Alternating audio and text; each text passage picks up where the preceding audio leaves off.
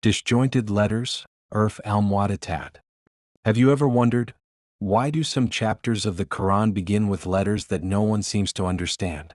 Alif Laam Meem, with Quran Mim. What secret lies hidden within these letters? In the name of Allah, the most gracious, the most merciful. Assalamu alaikum. Today's video revolves around a divine mystery that has puzzled scholars, commentators, mystics, and philosophers for centuries. Not verses but letters. Letters that echo at the beginning of certain surahs like a cryptic code whispered just before a hidden door opens. Alif Laam Mim Yasin with Quran Ha Kaaf Nun. These are not mere Arabic letters. They are symbolic signals revealed by Allah, known as the Huroof-e-Muqatta'at. Neither did the Prophet Muhammad provide a full explanation, nor did the companions receive a complete understanding, and the scholars who followed could not arrive at any definitive meaning. The question isn't just what these letters are, but why Allah placed them at the beginning of His divine book. Are they encrypted keys placed at the threshold of revelation? Could they hold glimpses of some monumental truth destined to be unveiled near the end of times? This video is a journey deep into the heart of the Quran, where each letter carries a profound message, each sound is a celestial whisper, and each silence glows with a divine signal. Dear viewers, it is essential to first understand what the Huroof-e-Muqatta'at actually are. These are not ordinary words, but rather unique, mysterious, and seemingly enigmatic Arabic letters that suddenly appear at the beginning of 29 chapters of the Holy Quran. The moment they are encountered, the reader is startled, the listener becomes attentive, and a question arises in the heart. What do these letters signify? The recitation style of these letters is also entirely distinct from regular words. They are not read as joined syllables but pronounced individually as separate alphabetic letters such as Alif, Lam, Mim, Kaaf, Ha, Ya, Ain, Ha, Yasin, Nun, Kaaf. This unique manner of pronunciation itself creates a spiritual resonance, deepening the sense of awe and mystery surrounding the Quran in the heart of the listener. In total, there are 29 surahs in the Quran that begin with these disjointed letters. If we count all the individual letters used across these 29 chapters, they comprise 14 unique Arabic letters. This number, 14, is no trivial coincidence.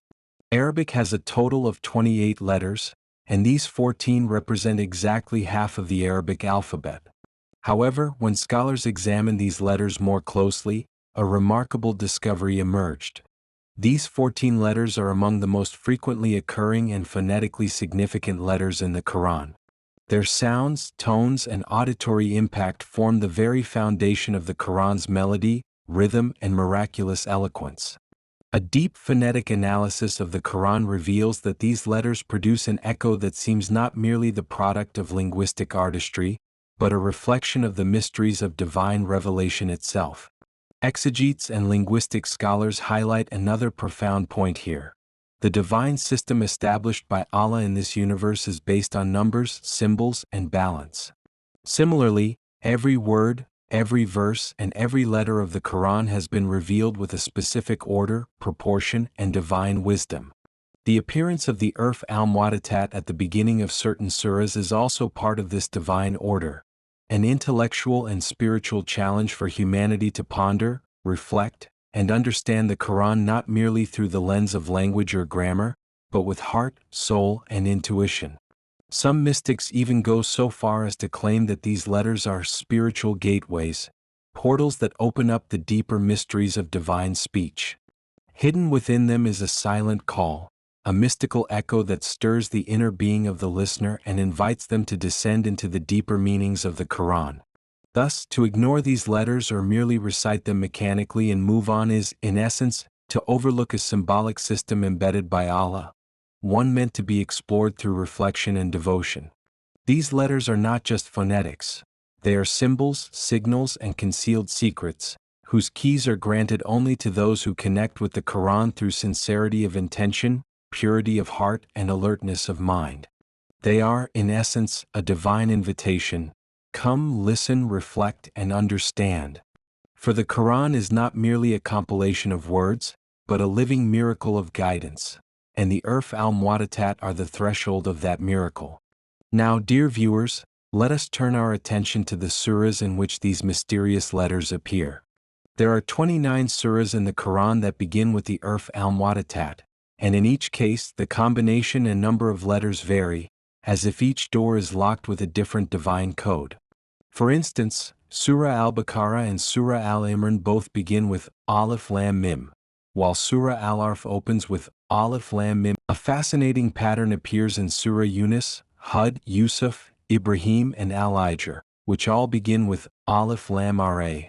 Surah Maryam begins with 5 disjointed letters, Kaaf Ha Ain, each carrying profound spiritual weight. Similarly, Surah A-Ranha begins with 2 letters, Ranha, while Surah Al-Naml Sin, and Surah Al-Ka with the unique Sin Mim. In addition, Surahs Al-Ankabut, Al-Rum, Luqman, and Al-Sajda also begin with Alif Lam Mim, perhaps pointing toward a deeper spiritual connection between them. Surah Yasin begins solely with Yasin, which holds a distinctive mystical resonance, while Surah the solitary letter. Then we observe an intriguing sequence from Surah Ghafir to Surah Al-Aqf, where 7 surahs begin with A with Makron Mim, and among them, Surah Al-Shura includes an additional encoded sequence, A with Makron Mim Ain Sin Kaf. Lastly, Surah Kaf opens with just Kaf, and Surah Al-Kalam with the mysterious Nun. Some of these surahs begin with a single letter, others with 2 or 3, while a few feature combinations of 4 or even 5 letters. Yet within this diversity, there exists a breathtaking harmony, as though none of this is mere linguistic flourish, but rather part of a deliberate divine architecture, the full meanings and purposes of which are known only to Allah. Now the question arises, what do these mysterious letters actually mean? Are they merely sounds? Just individual letters of the Arabic language? Or do they conceal a secret that transcends human intellect? This is the very question that has compelled Quranic exegetes, hadith scholars, Sufi mystics, and philosophers for centuries to ponder deeply. Across different eras, scholars have approached the interpretation of these letters from various angles, with each perspective revealing a unique dimension of meaning. According to the renowned commentator Imam Ibn Kathir, may Allah have mercy on him, these letters signify that the Quran is composed of the very same ordinary Arabic letters spoken by the common Arab, letters used in poetry, eloquence, and prose. Yet from these same letters, Allah has fashioned a revelation so extraordinary in its eloquence, rhetorical force, impact, and depth of meaning that even the greatest poets and orators of Arabia were rendered speechless. In this way, these letters form a kind of linguistic challenge. Here are your very own letters. If you take pride in your literary mastery, then bring forth a book like this using the same letters. History bears witness that no such work was ever produced, nor shall it ever be. On the other hand, Imam Fakhr al-Din al-Razi, may Allah have mercy on him, presents a vastly different spiritual perspective in his exegesis. He posits that these letters are in fact divine secrets, a special communication known only between Allah and His noble messenger, that no matter how much knowledge mankind acquires, these letters will always lie beyond the bounds of human comprehension. This is precisely why the Prophet never offered a detailed interpretation of them, and there are no reports from the companions that assign any definitive meaning to these letters. This silence conveys a profound message. Certain truths are meant to be accepted in submission. They cannot be fully grasped or explained. Imam Jalal al-Din al-Suyuti, may Allah have mercy on him, observes that one purpose of these letters is to draw the listener's attention. When the Quran opens with these unusual, unfamiliar sounds, like Alif Laam Meem, Kaaf Ha Ain Saad, Yasin, or Saad, the listener is immediately struck with curiosity. Their ears and hearts become alert, and they instinctively begin to wonder, what kind of beginning is this? What is being said? In this sense, these letters act as a preliminary bell of the Quran, awakening the mind to attentiveness. Similarly, Imam al-Zamakhshari offers a perspective that carries a tone of challenge. He asserts that through these letters, the Quran confronts the Arabs who prided themselves on their mastery of language, poetry, and eloquence. Their gatherings were filled with masters of rhetoric, but when the Quran descended using the very letters they knew, they found themselves helpless before its majesty. No one has ever produced anything like it, nor will they be able to until the end of time. In this way, these letters become a symbol of the Quran's miraculous nature. Finally, we must also consider the delicate and profound viewpoint of Imam al-Qurtubi, may Allah have mercy on him. He contends that these letters are actually coded signs, symbols and secrets that were disclosed only to the Prophet Muhammad, that he acknowledges that their depths of meaning lie beyond the understanding of ordinary people, yet the heart of the messenger, upon which this revelation descended, was intimately familiar with their mysteries. Some Sufi mystics and esoteric scholars have gone so far as to explore the spiritual and numerical meanings of these letters, linking them to the divine names, the spiritual cosmos, and the mysteries of destiny. While such interpretations may not be universally accepted, their existence reflects a deeper truth. These opening letters of the Quran are not merely ornamental or linguistic embellishments. They may very well serve as keys to hidden secrets. In essence, the collective conclusion of these diverse perspectives is that the disjointed letters, Huroof-e-Muqatta'at, are not just phonetic symbols or ordinary Arabic letters. Rather, they carry a profound message, standing at the intersection of knowledge, intellect, revelation, and spirituality. Each letter is a doorway, a mystery, a ray of divine light, accessible perhaps only to those whom Allah blesses with guidance, illumination, and wisdom. Moreover, these initial letters of the Quran, Huroof-e-Muqatta'at, have not only captivated the attention of classical exegetes and religious scholars but have also become a subject of deep inquiry for modern researchers, mathematicians, computer scientists, and linguists. In recent decades, as fields like computer science, statistics, and linguistics have advanced, there has been a growing trend of analyzing the Quran through numerical and structural frameworks. This has led to a number of new and astonishing discoveries. Although such studies do not carry the authoritative weight of traditional tafsir exegesis, they are nonetheless valuable for opening up new dimensions of the Quran's miraculous nature, intricate structure, and profound wisdom. Let us now turn our attention to a remarkable group of scholars and researchers who have sought to uncover the mathematical structure embedded within the Quran. According to these researchers, the Quran is not merely a literary miracle but also exhibits a deep, consistent, and intricate mathematical order that points to its divine origin. When examined from this perspective, the unique disjointed letters, Huroof-e-Muqatta'at, such as Alif Laam Meem, Kaaf, Nun, and Yasin, are not random or decorative. Rather, they hint at profound numerical patterns. Detailed analysis of these surahs reveals a repeated occurrence of the very letters that appear at the beginning, suggesting a calculated structure. Take, for instance, Surah Kaaf, which begins with the letter Kaaf, Pafun. When researchers conducted a frequency analysis, they found that the letter Kaaf appears exactly 50 times within the surah, the same number as the verses in that chapter. Such precision led some scholars to propose that these letters might be part of a divine numerical system, rather than mere phonetic ornaments. Another example is Surah Al-Qalam, which begins with the letter Nun. A careful count reveals that the letter Nun occurs exactly 34 times in the surah. Some believe this frequency corresponds to a unique repetitive symmetry, reinforcing the idea of a coded linguistic architecture embedded in the Quranic text. Similarly, in Surah Saad, the pattern of the letter Saad also reflects an internal numerical harmony that defies randomness.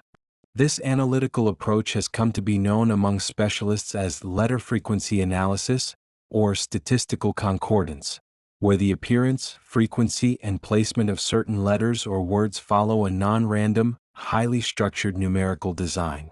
The complexity and sophistication of this patterning are so extraordinary that many experts believe it cannot be replicated by human intellect alone, especially in the absence of divine guidance. Among the most prominent figures in this domain was Dr. Rashad Khalifa, who in the 1970s introduced a groundbreaking mathematical theory centered on the number 19, which he claimed to be the structural key to the Quran's divine encoding. Known later as the Code 19 theory, His research suggested that the number 19 and its multiples governed everything from the number of verses, chapters, words, and even individual letters within the Quran. For example, in Surah Alif Laam Meem, he calculated the combined frequency of these letters to be 9,890, a number divisible by 19. While his observations sparked worldwide interest, his later theological claims, such as declaring certain verses unnecessary and assuming a special spiritual status, led to widespread condemnation by mainstream Islamic scholars, who deemed his conclusions misguided and untrustworthy. However, his numeric observations did serve as a catalyst for further academic interest in Quranic data analysis, and several university-level studies have since taken up the challenge of exploring the Quran through the lens of computational mathematics. Another fascinating approach is found in what modern scholars refer to as cryptographic linguistics or divine coding.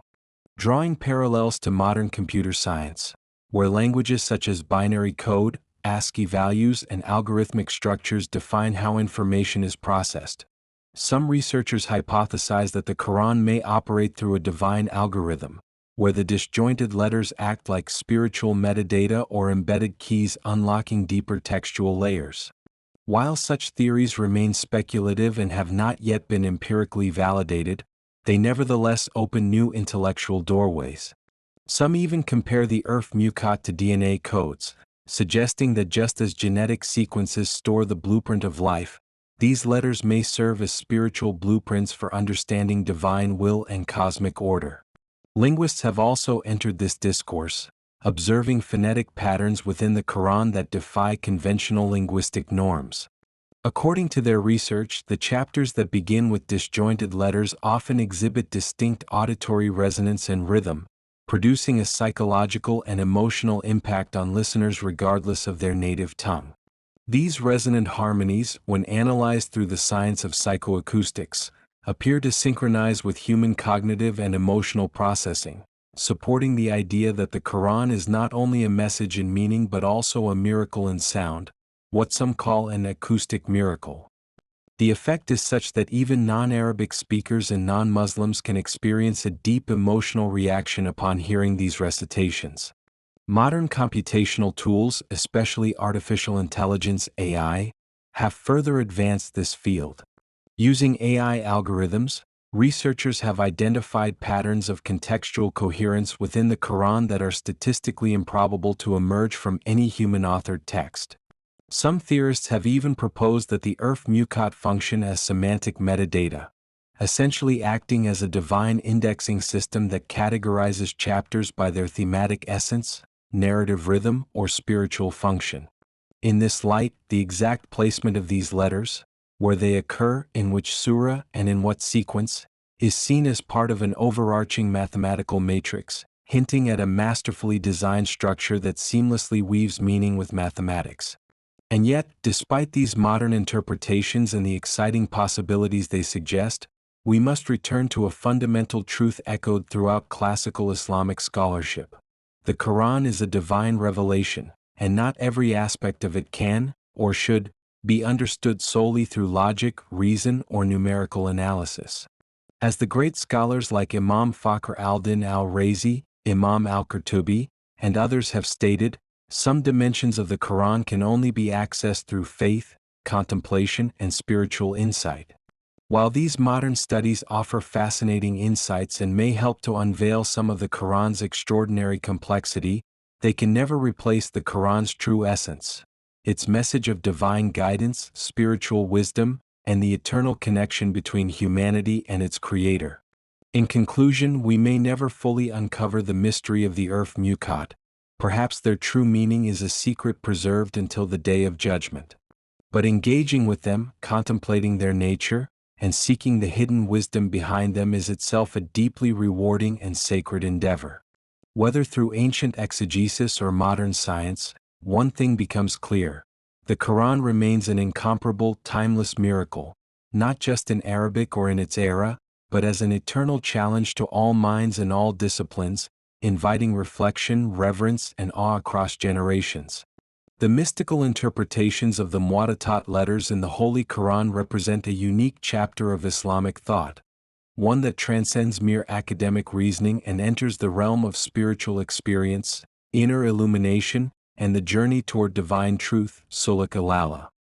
While classical exegesis, tafsir bilma Thursday, and traditional scholarly frameworks often refrain from assigning definitive meanings to these disjointed letters, Sufi masters, saints, and the spiritually enlightened have approached them through a different lens, one of divine symbolism and esoteric insight.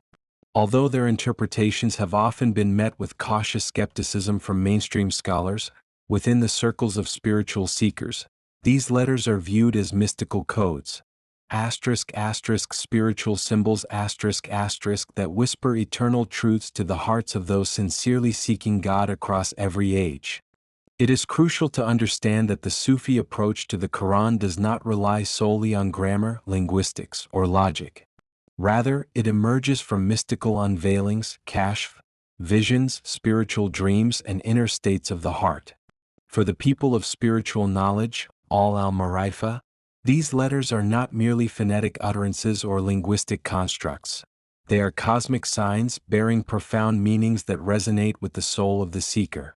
For instance, consider the letter Nun, Najmatan, which opens Surah al-Kalam, Nurtsi Amul Minolawanan, by the pen and what they inscribe.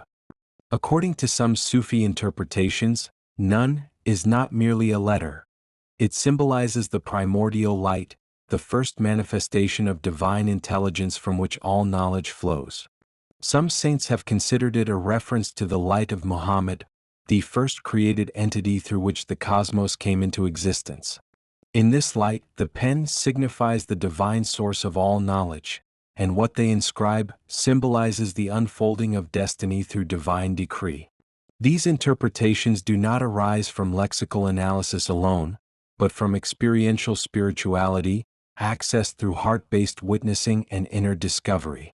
Similarly, the mysterious combination Alif Laam Meem, Najmatan, Mullah, which appears at the beginning of several chapters like Surah al-Baqarah and al-Imran, has also received deep reflection from Sufi scholars. Some interpreted the Alif as pointing to Allah's divine essence, the Lam to his limitless knowledge, and the Mim to the prophethood of Muhammad. In this sense, Alif Laam Mim represents a sacred trinity of Tawd, oneness of God, Ilm, divine knowledge, and Risala, prophethood. According to other mystics, these three letters represent the three essential spiritual stations of a seeker: the recognition of divine unity, comprehension of the Quranic message, and the emulation of the Prophet's example. Another interpretation holds that Alif reflects the oneness of the divine, Lam denotes his divinity and lordship, and Mim refers to the servanthood and mission of the Prophet, together constituting a complete paradigm of spiritual faith and inner enlightenment. Moving to the letter I with Mekrandi, Najmatan, which begins Surah A with Mekrandi, some Sufi scholars have associated it with Aber, patience, Ik, truthfulness, and Af, purity. Within the spiritual path, these qualities are essential for traversing the journey to God. Aber enables the seeker to endure trials, Ik represents inner sincerity, and Af reflects the purified heart.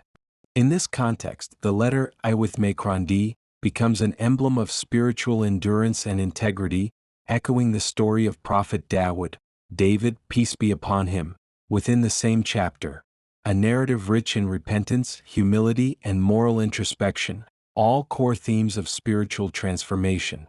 Likewise, the revered Surah Yasin, Najmatan, often called the heart of the Quran, begins with letters that many mystics have interpreted as veiled allusions to the Prophet himself. Some Sufi interpretations suggest that Ya is a form of address, and Sin symbolizes Sir, the divine secret. According to this perspective, Yasin is heard by the spiritually attuned as, O Muhammad, you are the secret we have hidden within our divine speech. These interpretations may appear unorthodox to those trained in traditional exegesis, yet in the mystical realm they represent intuitive truths that flow from direct spiritual perception rather than intellectual reasoning. Such esoteric insights are preserved in the writings of classical Sufi exegetes. Books such as Tafsir al-Bayan, Tafsir al-Kashani, Tafsir Ismail-Ak and Tafsir al-Kashari, where Muqatta'at are not seen as riddles but as portals into hidden dimensions of divine knowledge. While these works may not fulfill the academic criteria of mainstream tafsir, they are invaluable in illuminating the reality that the Quran is not just a book of doctrines and laws, but also a manual of spiritual purification, an eternal message that speaks to the heart as much as to the mind. In essence, the Sufi perspective opens the door to a profound realization. Every letter of the Quran holds within it a universe of meaning, capable of awakening the soul, guiding the seeker, and offering intimate communion with the divine. These letters are more than text.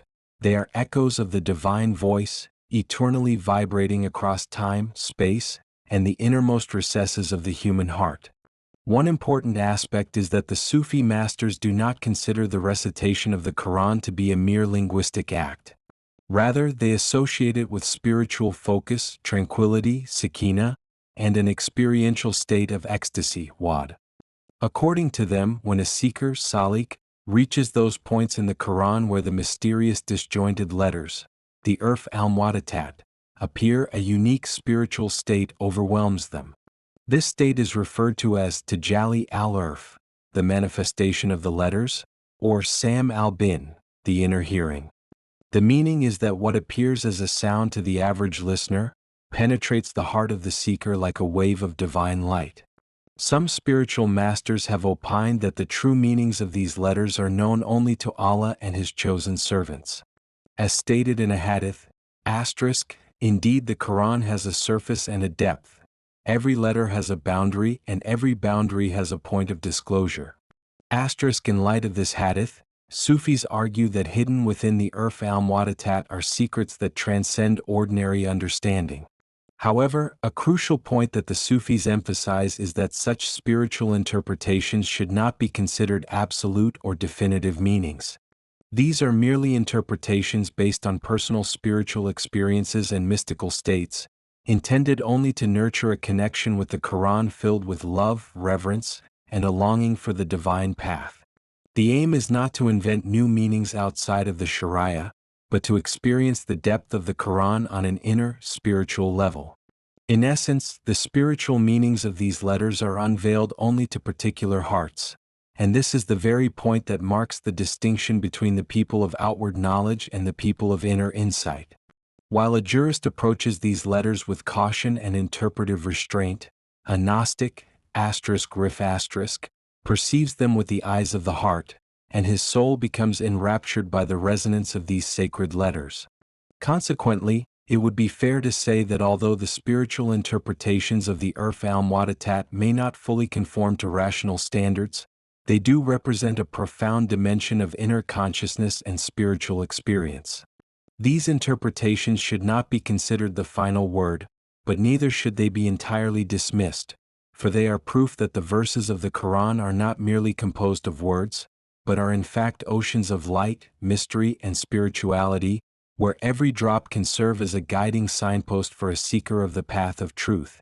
The age we are living in is outwardly marked by advancement, information, and technology, but inwardly it reflects a profound spiritual thirst, intellectual confusion, and inner restlessness. Social fragmentation, moral decay, religious apathy, and ideological disorientation have brought the Muslim Ummah to a critical juncture, where many paths lie ahead but no clear destination can be seen. In such times, returning to the Quran is not just a religious obligation, but the last refuge for human survival, intellectual guidance, and inner peace. The Huroof-e-Muqatta'at stand as a deep symbol of this truth, that the Quran is not an ordinary human composition, but the word of the Creator of the universe. That Creator begins His book with letters that are beyond the grasp of human intellect, as if to remind us that the understanding of this book cannot be achieved through intellect and logic alone, but through humility, sincerity, and spiritual openness. These letters call out to us, urging us to turn our hearts, our focus, and our intentions toward this divine word, a word that may appear in a familiar human language, but is in reality a treasury of divine knowledge. As modern humans advance further in technology, they are becoming increasingly empty at the level of the heart. Social media, modern philosophies, secular ideologies, and atheism have robbed the younger generation of life's meaning. This intellectual chaos can be remedied neither by scientific theories nor by philosophical doctrines. This is a void that only the Quran can fill. And the Huroof-e-Muqatta'at are the prologue to the Quran's majesty, its depth, and its inner mysteries. These letters shake us awake with a profound reminder. If the very beginning of this book is composed of divine mysteries, then what kind of vast ocean must the rest of the book be? And if we fail to dive into its profound meanings, we risk remaining merely superficial Muslims. This is indeed the tragedy of our times, that the Quran is in our homes but not in our hearts, on our tongues but not in our actions, in our classrooms but absent from our life decisions. We must bridge this gap. If we reflect deeply, we realize that the Quran, and particularly the mysterious Muqatta'at, disjointed letters, calls us to deep contemplation and thoughtful reflection. As the Quran itself states, do they not then reflect upon the Quran, or are there locks upon their hearts? Surah Muhammad 47:24. This verse powerfully implies that these letters serve as an awakening call, a spiritual knock on the heart's door. They challenge the reader at the very beginning of many chapters to open up their mind, expand their thinking, and prepare themselves to dive into the ocean of divine knowledge and revelation. Each word, each letter, and each verse in the Quran is not merely a linguistic expression, but a gateway to profound spiritual realms and realities. In the present times, when the Muslim Ummah is facing an unprecedented onslaught on ideological, cultural, economic, and spiritual fronts, the Quran can become a revolutionary force, but only if we return to it with depth, reflection, and sincerity. This return should not be limited to mere recitation or memorization. Rather, it must involve deep understanding, thoughtful reflection, and practical implementation. We must internalize that the Quran was not revealed just to be recited for blessings, but to reshape and structure our lives in accordance with divine wisdom. The Muqatta'at themselves remind us from the very outset that this is no ordinary book. It is the speech of the one whose knowledge transcends time, space, and human comprehension. We must also recognize that the Quran consistently addresses those endowed with intellect, insight, and understanding. It does not only speak to believers but to all seekers of truth, inviting every sincere heart and open mind to engage with it. The Muqatta'at are not meant to be solved like puzzles, but rather experienced like divine echoes, meant to resonate within the heart of one who, after exhausting the limits of human knowledge, humbly surrenders before Allah. Only then does the spiritual resonance of these letters penetrate the soul. In an era where Islam is often wrongly associated with violence, where the Quran is misunderstood or even banned in certain places, and where many young Muslims are growing increasingly distant from the Book of Allah, it becomes more urgent than ever to reintroduce the Quran not just as a religious text, but as a comprehensive guide for every aspect of life. The Muqatta'at remind us that the Quran is not just a book of information, it is a living light, a source of divine guidance and healing, capable of offering fresh insights and timeless wisdom to every generation. Moreover, we must understand that through the Muqatta'at, Allah places our intellects under a test. These letters pose a question that cannot be fully answered by reason alone, a question whose true meaning is known only to Allah, as acknowledged by numerous scholars and exegetes. Thus, if the very beginning of the divine speech begins with a mystery beyond human grasp, we must approach the rest of the Quran with complete humility, full submission, and sincere devotion. This attitude is the gateway to true faith, unwavering conviction, and deep spiritual trust in our Creator. This is the message we must pass on to our future generations, that Islam and the Quran are not enemies of knowledge, reason, or intellect, but rather their ultimate fulfillment. If we stop reading the Quran merely for ritual, and instead begin to immerse our hearts, minds, and souls in its guidance, we may give rise to a new spiritual and intellectual awakening. This awakening is precisely what the Muqatta'at silently invite us toward, a deeper awareness, a richer connection with the divine. In conclusion, we humbly pray that Allah opens our hearts, grants us the ability to ponder the depths of His book, and allows us to mold our lives in accordance with His words. Allah, make us true seekers of your book. Include us among those for whom the Quran becomes a source of light, healing, and guidance. Let us appreciate the majesty and mystery of these sacred letters, and through them, draw us ever closer to you. Ameen ya Rabbal Alameen. Dear viewers, this brings us to the end of today's video. We sincerely hope that you found this episode insightful and spiritually enriching. If you did, we kindly ask you to subscribe to our channel and press the bell icon so you receive timely notifications of our upcoming content. Please also like this video and share your thoughts and reflections in the comment section below. Feel free to send us your questions as well. We would be honored to engage with your ideas and concerns.